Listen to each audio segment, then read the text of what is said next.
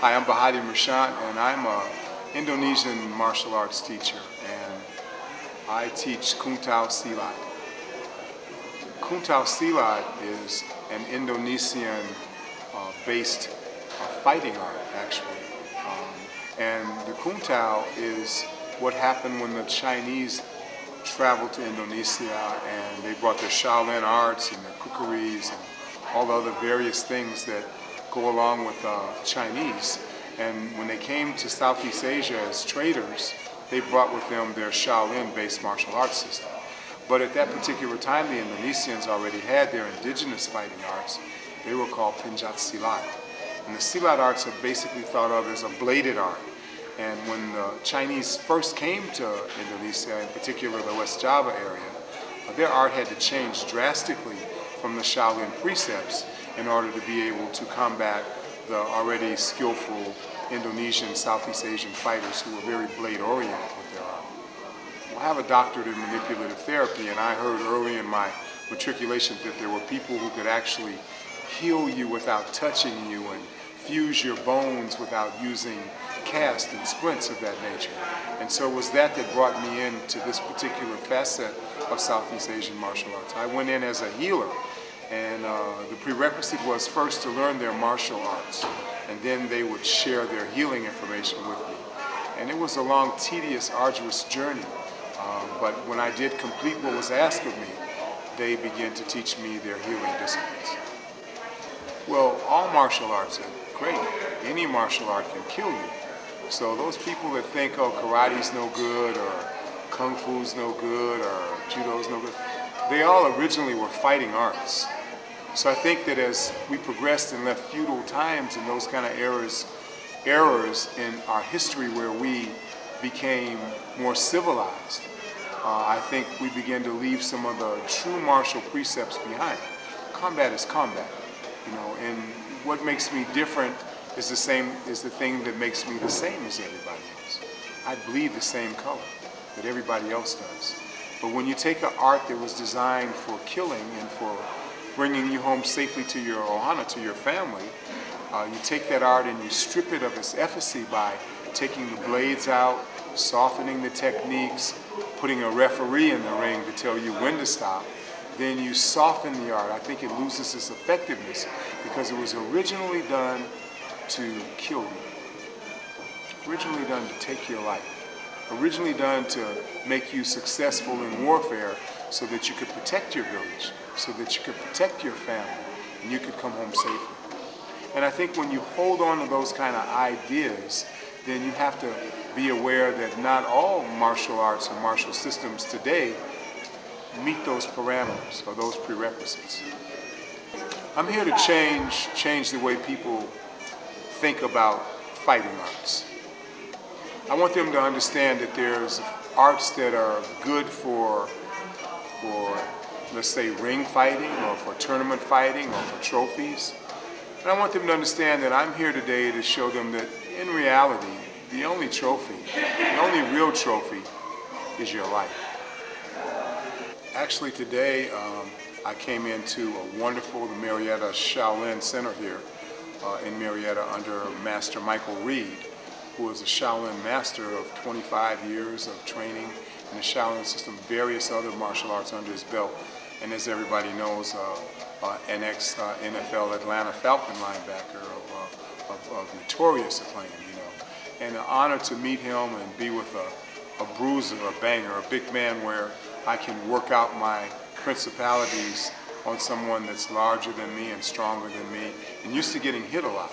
So coming here, I had an opportunity to meet his wonderful class and his students, and I've been training them for about 3 years now.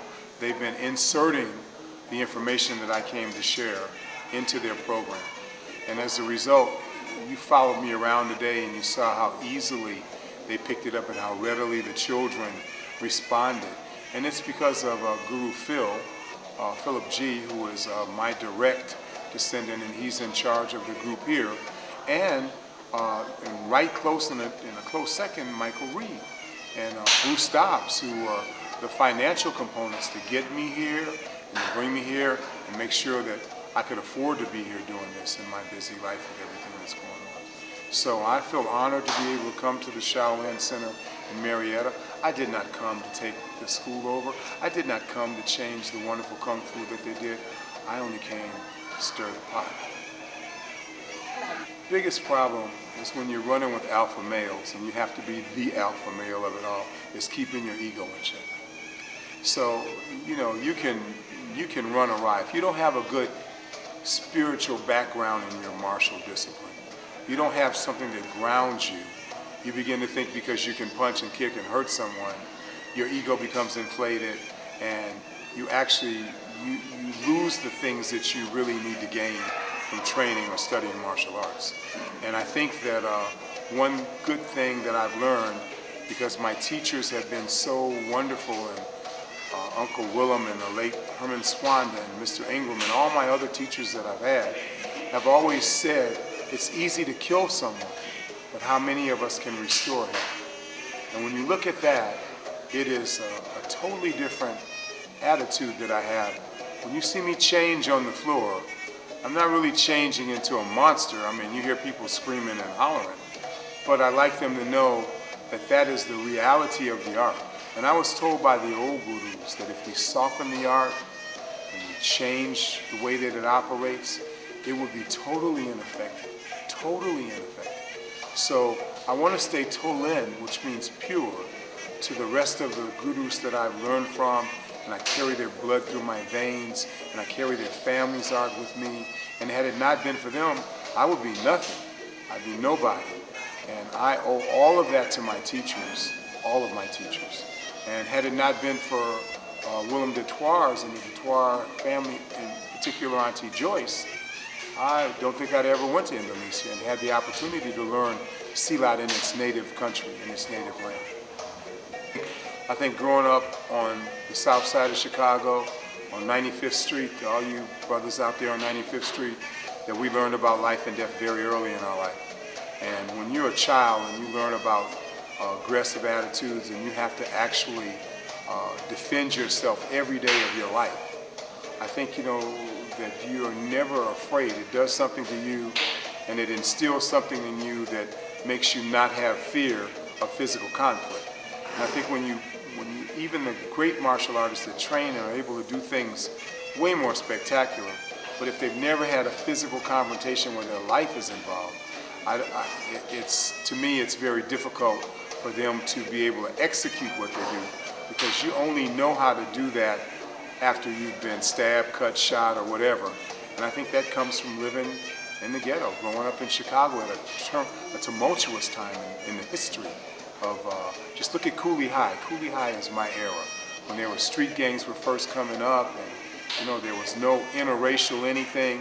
You couldn't go from one territory to another, and we didn't have cell phones to call somebody and tell them they were coming. They were just there, and you had to be ready. So I think the preparedness of living where I live, living the lifestyle that I live, prepared me for my martial arts journey. I really do believe that I couldn't have gotten where I am today had I not been groomed by my environment, groomed by my community. You know, I think I would have never had the opportunity to train with these great masters that I've trained with. Because many people were far better practitioners than me, but they'd never been hit, they'd never been cut, they couldn't take the pain that was involved. And we were issued pain so that we could discontinue our relationship. They would show us stuff and we would be bust up and hurt, and half the class would never come back. But the class, the rest of the remainder of the class, got the real information. And that's kind of what I think I had going for me growing up in Chicago at such an early age and a tumultuous time. If I didn't do martial arts, I believe my life would be empty. And not just because of the physical thing, but because of the friendships that I've made. And the connections to other cultures and other people have opened up not just my wakeful state, but my dream state also. So I think my life would be very empty had I not been blessed enough to be able to train and study Indonesian martial arts in particular.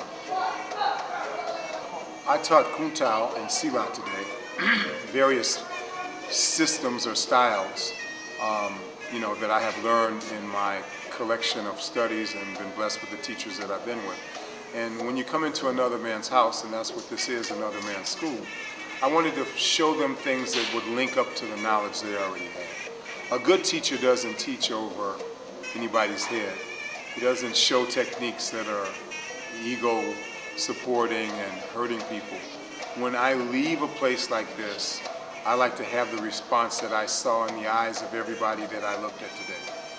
Everybody was healthy, nobody was injured, and every person in there, man, woman, and child, walked away with something, a gift that was given to me that I in turn give to them. In Indonesian we say, you start with a strong root.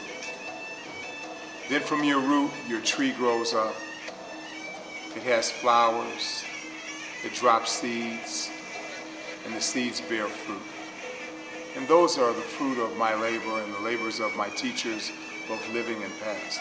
And when I look into the eyes of the youth and the kids, I know emphatically that this art is safe and it's alive and it'll be here when I'm gone.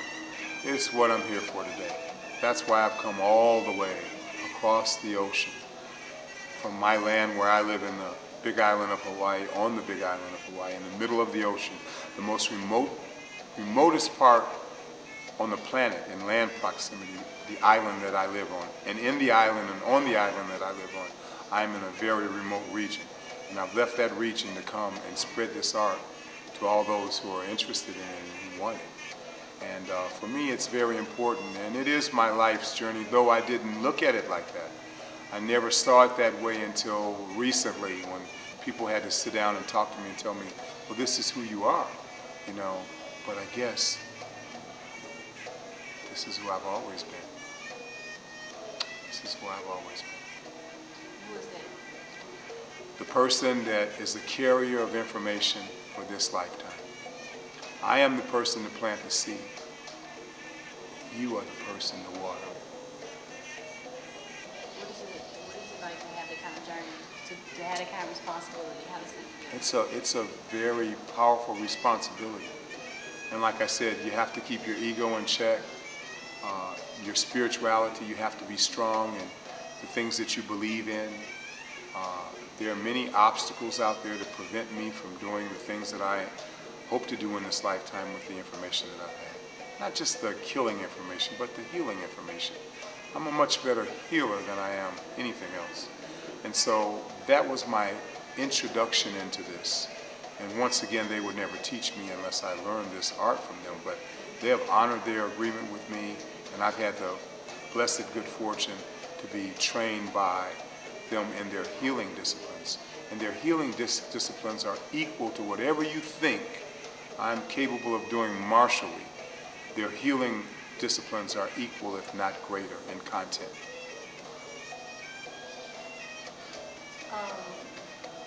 At the end of the class, we talked about keeping this form sacred, not from YouTube, not in the public's eye. Can you talk about that? Yeah, I do combat martial arts. They're designed to take you home to your family. So if you get a chance to go on YouTube, and all my stuff is on YouTube, well, you could sit at home and figure it out. But if you meet me in a dark alley and you've never seen what I do, you better be on point. You better be on point. So the best combative arts are those that people know little about. There's a thin line between too much and too little, and I'm on that line. And to be safe, it'll be too little that I'll put out there than too much. Because in combat, the least they know about what I do, the safer I am. And I haven't stripped any of the combatives out of what we do. It's still a combat art, and that is my major focus, is on combat. Not on a trophy, not on a belt, not on a journey onto YouTube. Okay? So my attitude is I'm adamant about that. You know, you come to see me, you pay to see me, you work hard to train with me, and then you go put it on YouTube. What good is that? That's your ego working, and I have to keep my ego in check, and we all have egos.